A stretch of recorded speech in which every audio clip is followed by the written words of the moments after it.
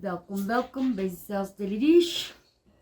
My video is bietjie laat. Ek het 'n kuiergas gehad. En kom ek wys julle wat eet ons. Daai hoender wat ek gekoop het, wortels, bietjie rys wat ek gehad het. En in my diepvries was nog 'n laaste sakkie boontjies. So let me show you.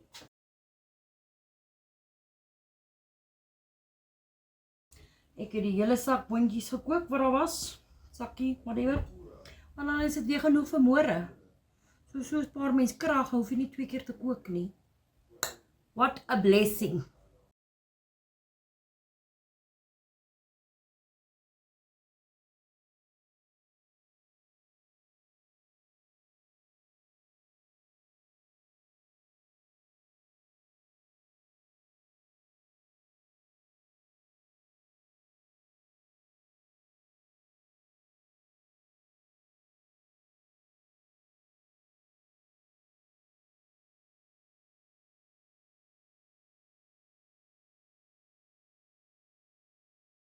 And this is what we're having.